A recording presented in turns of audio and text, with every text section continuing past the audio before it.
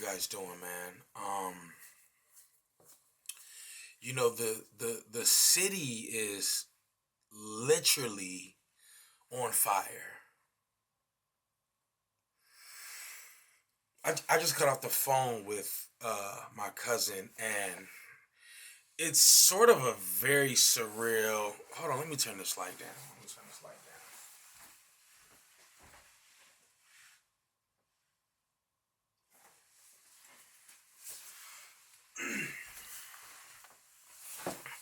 My bad. We just had an extremely surreal conversation. The city of Los Angeles is literally, and when I say literally, I mean literally on fire. From Palos Verdes to Santa Monica to Alta Dena, the city is literally burning. LA will never be the same. I just had a conversation with my cousin. We talked about his home is a mile away from the evacuation zone, and him and his fiance are literally packing up. And he talks about how traumatic it is. It's so ironic that it's the most affluent neighborhoods that we have in Los Angeles that are literally on fire. We talked about we talked about the side effects of what is going on and how it's affecting everyone in between. Not necessarily the multimillionaires with the houses, but it's also affecting the small businesses in these communities. It's affecting the gardeners or the landscapers that tend to these communities. It affects the delivery drivers that move product and do logistics in and out of these communities. It affects everyone in between. One of the things that he talked about was how he talked about he was on a hike with his brother in Murphy's Ranch, and how everything is so manicured, the landscape is so manicured, and how he wonders what it's like to live up there. Maybe a week ago he was up there. He says, "Man, I wonder what it would be like to live up here." And now we see that the people who live up there no longer have. We also talked about how people in these neighborhoods, they have all these nice things. They have these huge pools and things like that they just never use, right? And oftentimes, uh, we neglect the fact that whether you're a have or a have not, whether you're a part of the middle class, lower class, or affluent, we all have things that we have worked extremely hard for. And I don't think that we give enough. You would think that the morale in the city would be more empathetic, especially the people who live in the neighborhood that I live in. Not that I live in a poor neighborhood, I live in a modest middle class. It's becoming an upper class neighborhood in Los Angeles, and especially in central Los Angeles. But there's a lack of empathy from the people here that think that these people, I mean, they have it all figured out. During this time, we have to be more sensitive to the people who woke up, went to work, and now have no home. Whether it's a $300,000 home or a $5 million home, there are people who love, who care, who experience life in these homes. And it's disheartening that a lot of the people uh, from different socioeconomic backgrounds are not as empathetic.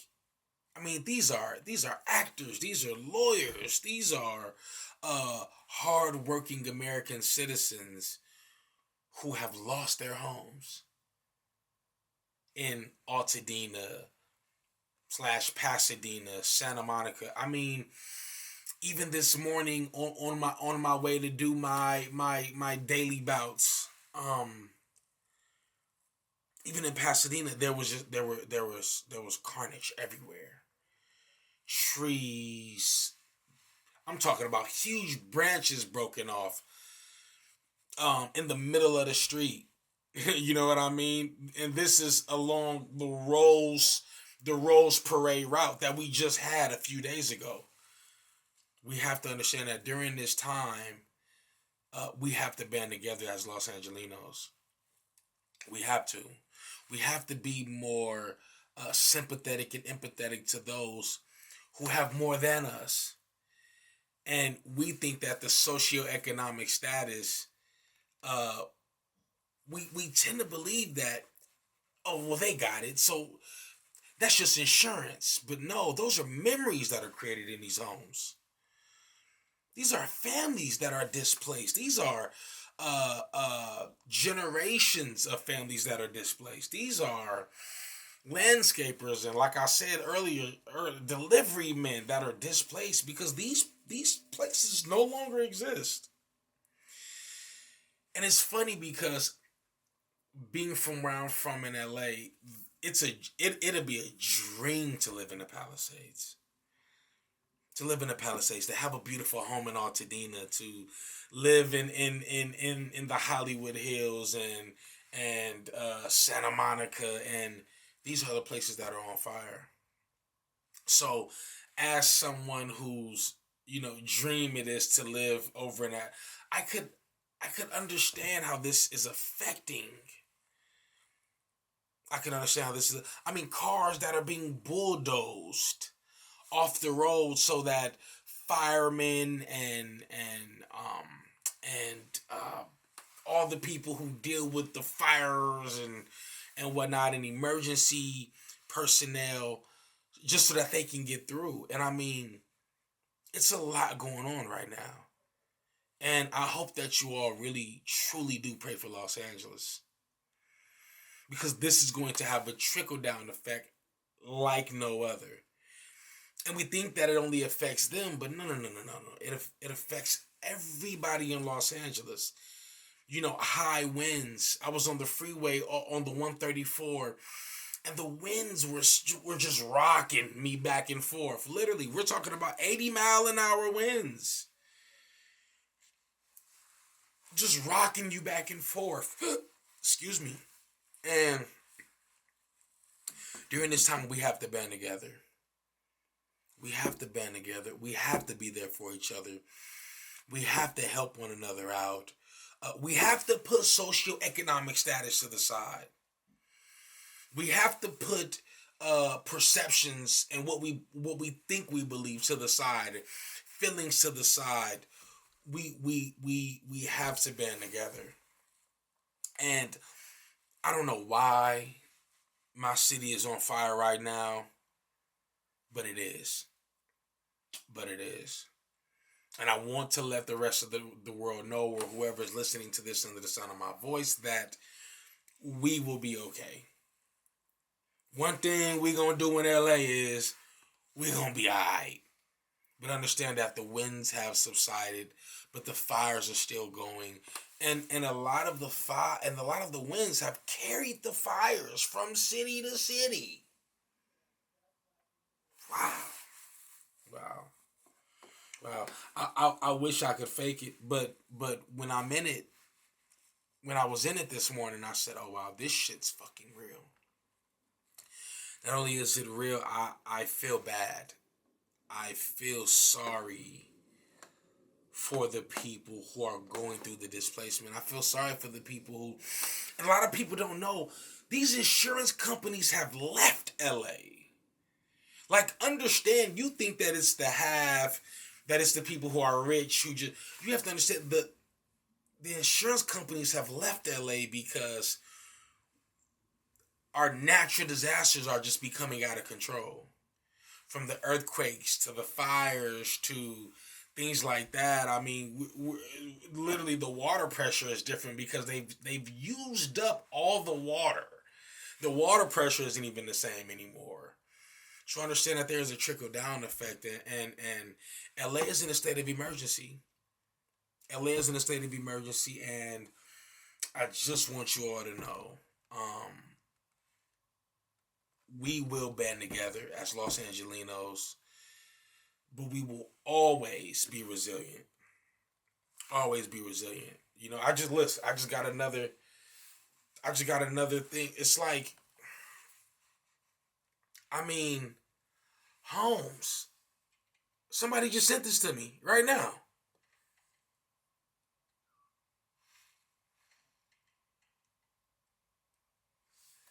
People's childhood fucking homes, man.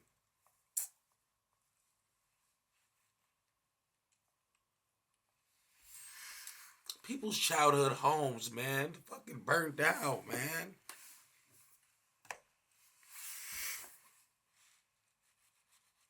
What would you do if your crib burned down?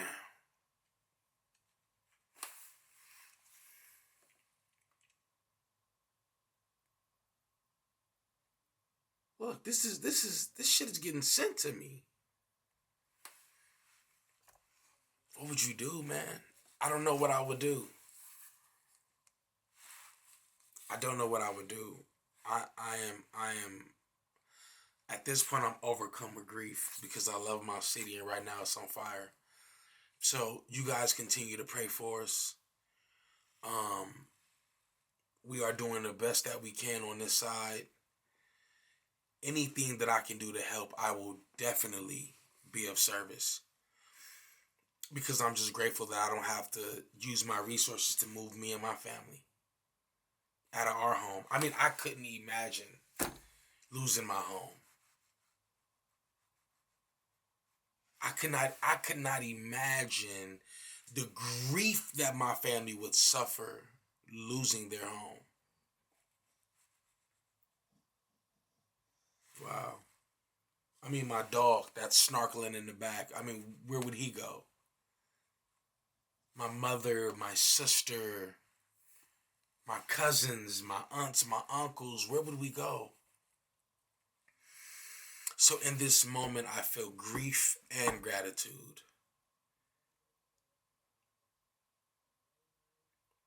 And I love you guys. Please be safe.